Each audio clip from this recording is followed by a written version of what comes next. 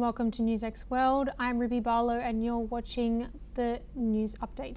Now let's take a look at some of our top headlines. Testifying before the House and Senate committee, Marco Rubio says the United States won't lift sanctions on Iran in exchange for the reopening of the Strait of Hormuz. He has told lawmakers that any sanctions relief is conditioned based upon Iran's nuclear program. Trump says talks for a deal are continuing, but Iranian media report that Iran is taking a stern approach and pushing for limited interim agreement, as well as a broader regional calm. However, strikes continue in the south of Lebanon, which may put ceasefire talks at risk. Leaders from Lebanon and Israel are in Washington as talks continue between the two countries for the fourth round. However, ongoing Israeli air attacks may place these negotiations between these two countries at risk as 8 people are killed and an unknown number wounded by latest strikes.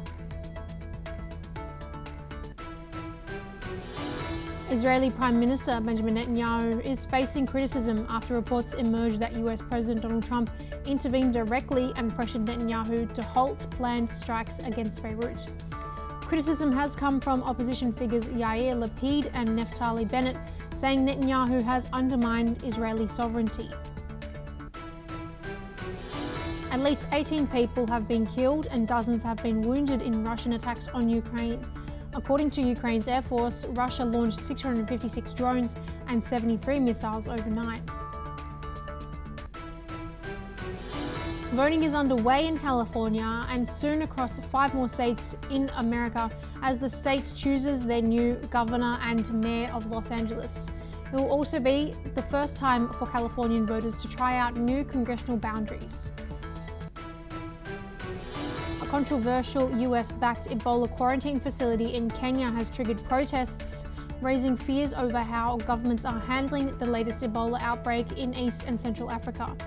2 have died in the protests, with the Kenyan High Court temporarily blocking the project. And finally, new Hungarian leader Peter Magyar has said he is ready to meet Ukrainian President Vladimir Zelenskyy, provided discussion will feature the Hungarian minority inside of Ukraine. A meeting may lead to warmer relations between the two countries after the ousting of previous pro-Russia Hungarian President Viktor Orban, and may possibly unlock EU funds for Ukraine.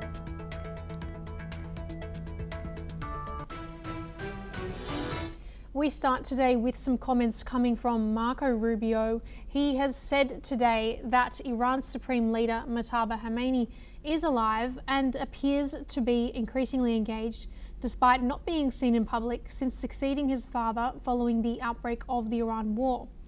Testifying before the Senate Foreign Relations Committee, Rubio said that there are indications that Khamenei is taking a more active role in diplomatic efforts to end the 3-month-old conflict as they remain stalled. Rubio also expressed hope for a negotiated agreement with Tehran, but said Iran must accept strict limitations on its nuclear program in exchange for sanctions relief. He said Washington expects Iran to reopen the Strait of Hormuz, remove mines from the waterway, and guarantee safe passage for shipping. Rubio added that any future deal would require Iran to curb or end uranium enrichment activities as part of a long-term agreement. We're now joined by Ali Mohammed Abushbak, who's a Palestinian researcher, joining us now live from Cairo in Egypt.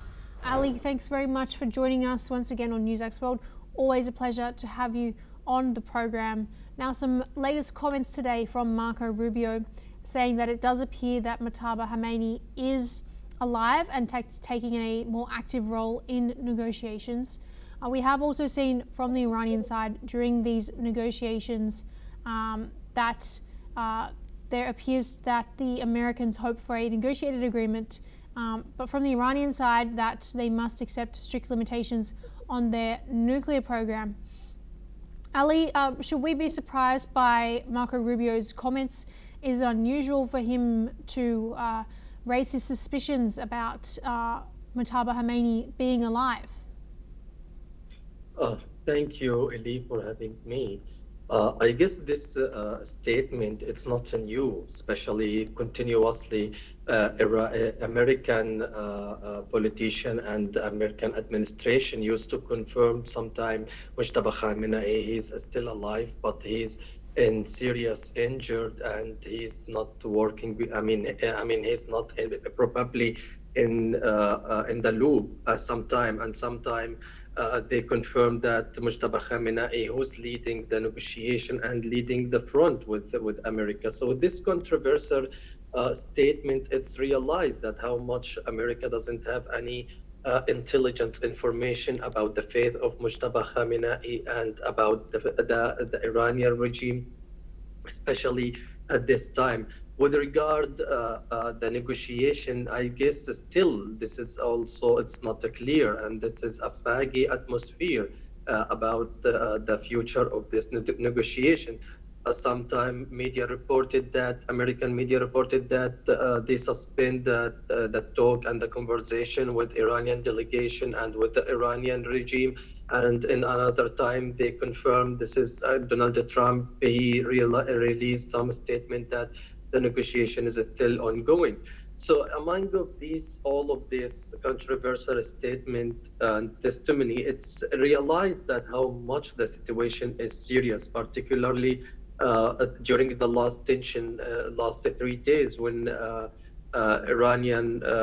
America targets some Iranian port in the Strait of Hormuz, and Iranian Navy respond on this kind of what they consider it as a violation for the ceasefire. So I guess Michael Rubio's statement, it's just only a kind of mobilizing. It's just only for a public consuming about just only to, in case the war will resume, he will justify why the war is resumed. Especially this time, as I mentioned, is very serious. Iran is still acting as a stubborn with its terms in negotiation about, first of all, the sanction should be leaves.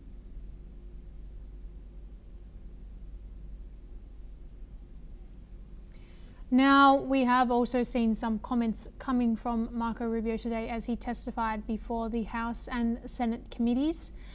He is testifying today for the first time since the Iran war broke out roughly 4 or 3 months ago.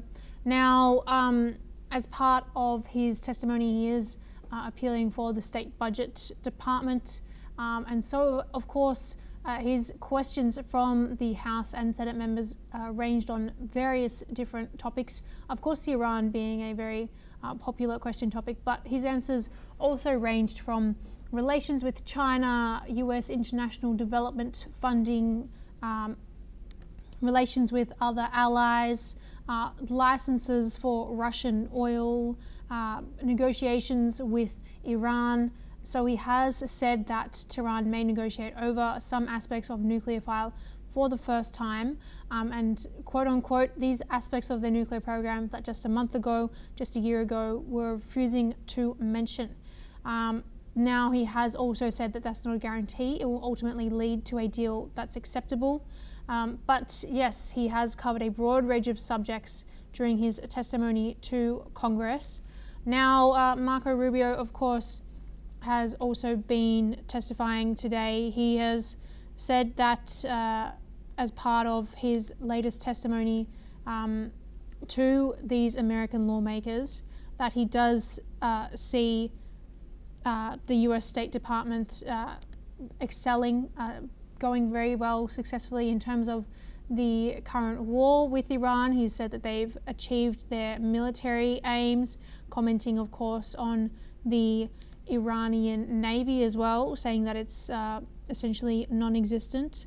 He's also made some comments as well about AI, the role of AI and where it should go next. Also comments in relation to the policy of the State Department at this stage. Now, of course, Marco Rubio has recently been in China, making some strategic visits there, We are rejoined again by Ali Mohammed Bushback, Palestinian researcher, also joining us from Cairo in Egypt. Ali, thanks very much for joining us once again. Rubio, in his comments today, has also expressed hope for a negotiated agreement with Tehran, but said Iran must accept strict limitations on its nuclear program in exchange for sanctions relief. Now, do you think that we will see an Iran willing to accept limitations on its nuclear program, given the fact he has also made some comments today saying that the Iranians are putting parts of their nuclear program on the negotiating table that were possibly not possible a month or a year ago?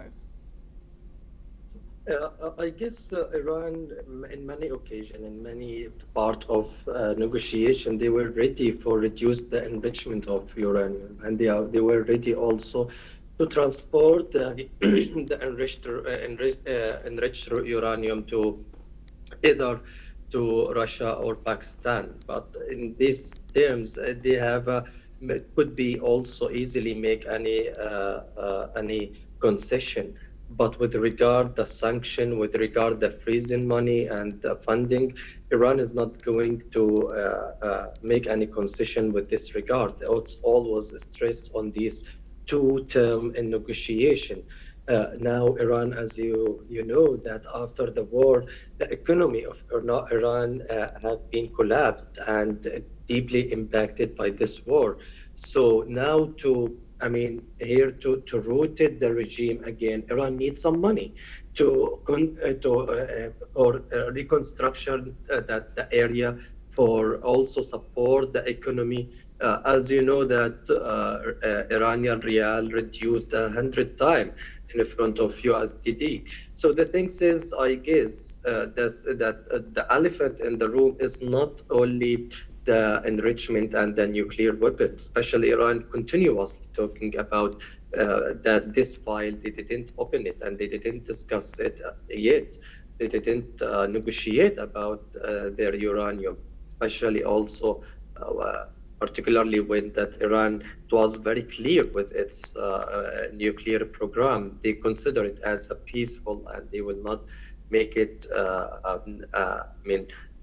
assaultant nuclear program. So the thing is here, I guess, which make it the negotiation more difficult. It's about the sanction, which Donald Trump is not going to make any compensation. Sorry, was not making any concession about it because of, he withdrew from the 5+1 deal that have make it Barack Obama. So what's the benefit of also relieve Iran from the sanction? So Donald Trump, he need to promote any kind of victory, a different deal from the 5+1 that in 2016 that during the Obama's administration. Otherwise, Donald Trump, he didn't bring any new for America. He didn't bring any new for Israel as well. So I guess situation on the ground as well control the negotiation, since Iran is still controlling the Strait of Hormuz. Iran is suffering as well simultaneously from American blockaded. So this is make it situation more complicated. I guess maybe at any time, it's as you mentioned, this ceasefire is so fragile. Maybe at any time it will resume the war. But I guess Donald Trump now is not interested to resume the war, especially during this time. Ali, we're just moving now to our next update, this time coming from Hezbollah. Now, Hezbollah has rejected a proposed partial ceasefire with Israel, dealing a blow to efforts to reduce tensions along the Israel-Lebanon front. Senior Hezbollah official Mahmoud Komati said the group would not accept an arrangement under which it halts attacks on northern Israel in exchange for Israel refraining from strikes on Beirut's southern suburbs. Komati warned that any Israeli attack on the Dahiyeh area of Beirut could trigger a stronger and deeper response from Hezbollah. The comments come a day after President Donald Trump announced a deal that Lebanese officials said it was intended to reduce hostilities between the two sides. The latest statements raise fresh questions over the future of de-escalation efforts as cross-border tensions do remain high.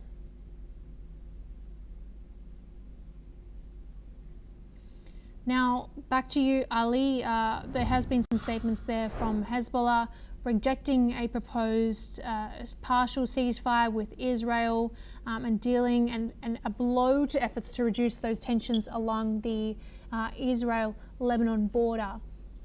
This will be particularly critical towards negotiations between the United States and Iran, as Iran has stipulated that a regional calm needs to be in place for any deal to be made. Ali, how do you think that this latest rejection from Hezbollah will affect the current negotiations underway between the United States and Iran? First of all, it's acceptable. I mean, expectable. The rejection, especially Hezbollah, continuously considered. First of all, the negotiation that have made it between Lebanese as a state and government and Israel. They consider it as illegal. So and they legitimize it. So things is here. Hezbollah was continuously reject that ceasefire. Was continuously reject the direct negotiation with Israel. First, for many things, Hezbollah is looking for its for controlling Lebanon. Otherwise, if Lebanese they are going to negotiate, I mean, here the government and the state, a part of Hezbollah, that means Hezbollah demolished from the politicians' atmosphere and that the politician life in Lebanon. That's it. Hezbollah is, resisting for its existence on the ground and as well as for the politician future.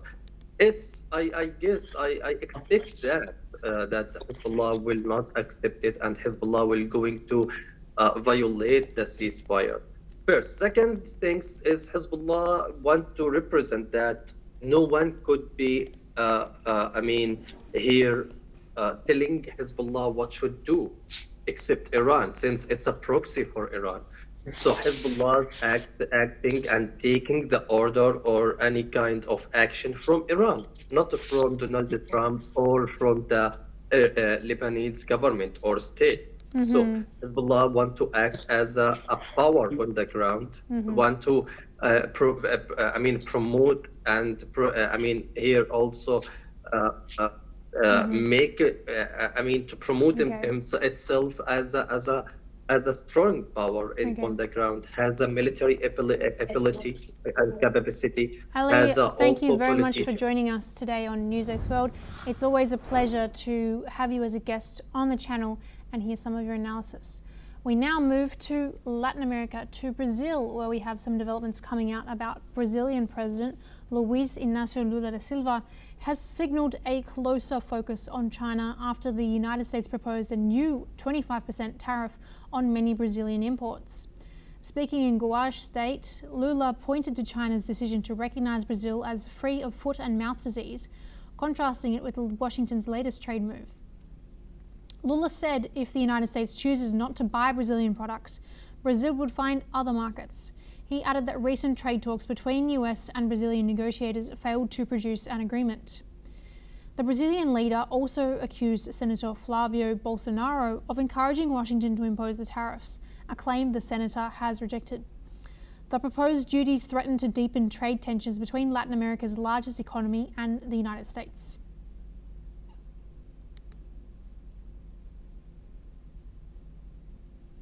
We're now joined by Peter Cardillo, who's a chief economist at Spartan Capital. He's joining us live from New York. Peter, thanks very much for joining us today on NewsX World. Pleasure to have you back on the channel. Now, we've heard today about some possible new tariffs on Brazil, but also the choice by Brazil to move closer with its partner in BRICS, China, due to their designation of Brazil as free of foot and mouth disease. Now, in terms of Brazil, is this a good economic move for them to align closer with China? And is this a good economic move for the United States as well? Should they be worried about an economy as big as Brazil moving closer towards China? Well, I think first of all, you have to see whether or not this 25% proposed by the Trump administration goes through. If it does, obviously, that means that, Brazil is probably going to warm up to other trading partners, and most notably China. Is it good for Brazil? Look, Brazil needs American products, and, can China fill that void? That's the big question mark. And I kind of think that this proposal is just, probably a threat in order to get Brazil to get in line with what the United States really wants. So I'm not sure if it's going to go forward, but if it does go forward, it obviously means that the relationship between the United States and Brazil will worsen, and then of course it's a question of whose economy suffers the most. Certainly, it would be the Brazilian economy and not the American economy. There's also, of course, the relationship between China and Brazil as part of the BRICS alliance. Of course, Brazil also has its own independent method of payments as well, which does insulate it from a lot of economic shock. In light of this latest move by Brazil to move a little bit closer with China, should the United States be reaching out further to Brazil to take back that relationship that they do have there, or should they indeed go ahead with these tariffs? Which makes sense more for the United States economy, to go forward with these tariffs or to not go forward with them and keep that relationship in place? Well, I think it's important that the United States keeps the relationship with Brazil, and I think that's the aim of the administration. Again, I think these are just threat tactics to get Brazil in line with what the United States really wants. And so, will 25% tariffs be imposed? I'm not sure, because remember that the Supreme Court ruled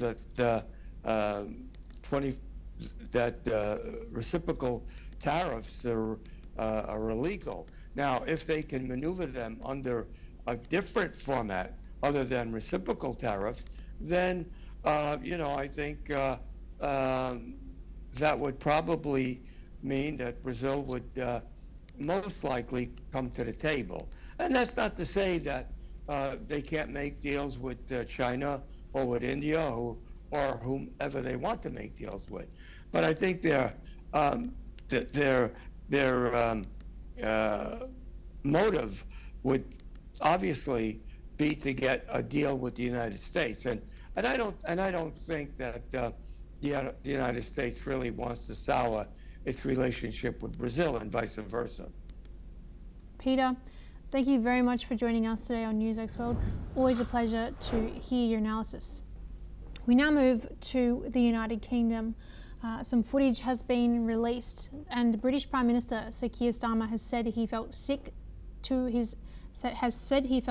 after watching police body camera footage showing student Henry Nowak being handcuffed as he lay fatally wounded after a stabbing attack in Southampton. The 18-year-old was killed in December 2025 after being stabbed by Vikram Digwa, who later claimed he had been the victim of a racist attack. Footage released as part of the case shows Nowak telling officers he'd been stabbed and was struggling to breathe, while police detained him on suspicion of assault. The video has sparked widespread public concern over the actions of officers at the scene and the response to the critical medical emergency. Starmer described the footage as harrowing and said the incident had a particular impact on him as a father. The case has renewed debate in the United Kingdom over police procedures, accountability, and the treatment of victims during emergency responses. The incident continues to draw attention as questions remain over the decisions taken in the moments before Nowak's death. Let's listen in to Keir Starmer now. Henry Nowak was a kind, thoughtful, and much-loved young man. And this has understandably been devastating for his parents, for his family, and everybody who knew him. And I have seen the body cam footage. It's harrowing. And I have to say, as a father of a 17-year-old boy, I felt sick watching it. It is absolutely right that the IOPC are looking at this. There are clearly serious questions that need to be addressed, not least how accusations of racism informed the decision-making in this case.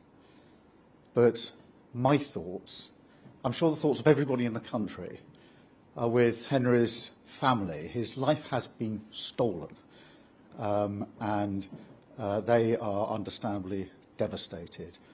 The IOPC is obviously carrying out its investigation. It's right that they're given, all that they need to get to the bottom of this. But I do think included in that will have to be this question of how accusations, allegations of racism informed or fed into the decision-making in that particular case, because it is impossible to watch that footage and not appreciate that those questions absolutely have to be.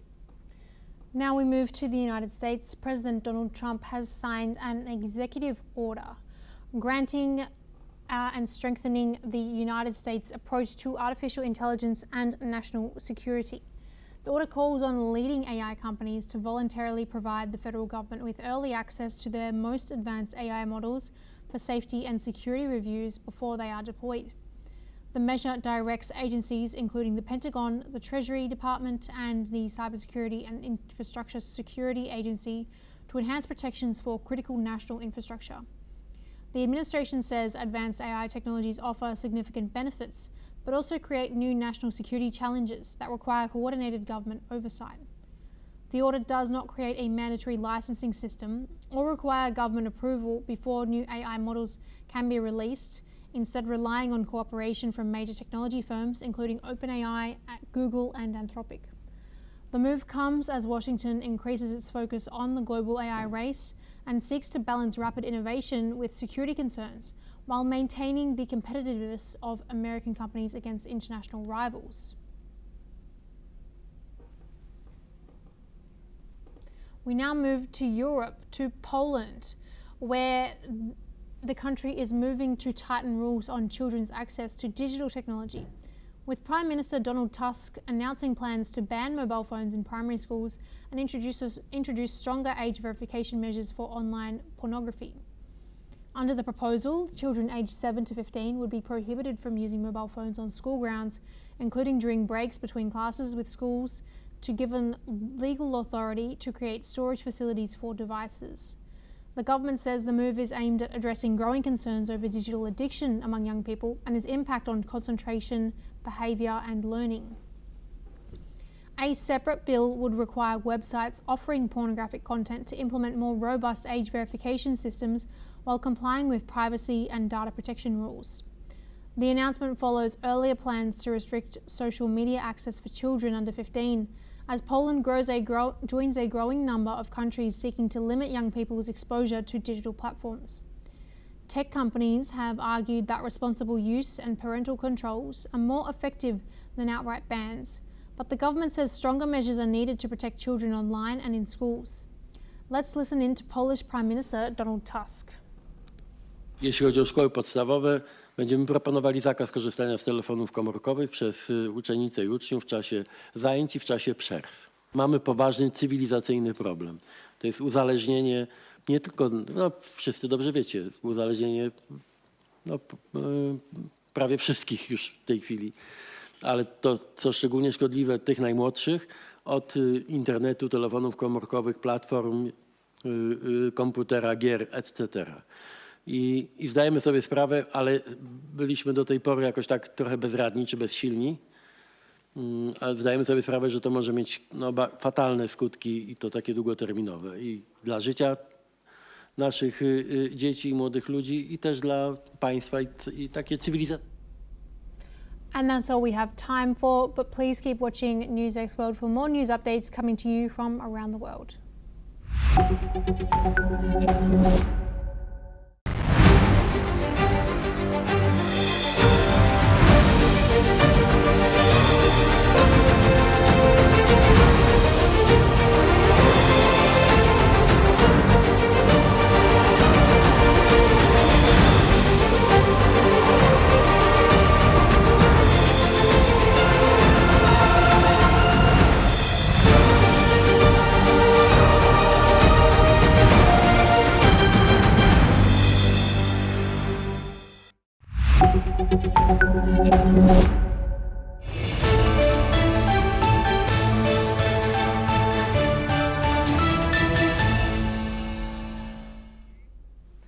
Hello and welcome. I'm Ellie Richardson and you are watching the newsroom. Let's take a look at some of the top headlines of this hour. Lebanon has announced a partial ceasefire between Hezbollah and Israel in what would amount to limit de-escalation of a conflict that has killed thousands of people and inflamed the broader US-Israeli war with Iran. According to Lebanon's embassy in the US, the agreement would not end the conflict in the country. US President Donald Trump confirmed that talks with Iran are ongoing despite a report that Tehran has suspended indirect negotiations with the United States. Iranian state news agency reported earlier that Tehran was halting indirect negotiations with the US after Israel ordered troops to push deeper into Lebanon.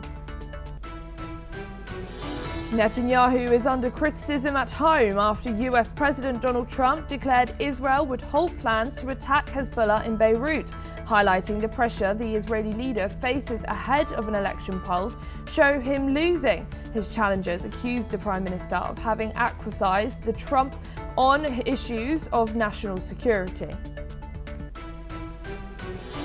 Israel kept up strikes on southern Lebanon, pressing its campaign against Hezbollah a day after US President Donald Trump asked Israeli Prime Minister Benjamin Netanyahu not to attack Beirut. But the announcement has failed to halt broader war in southern Lebanon, which Netanyahu vowed would continue.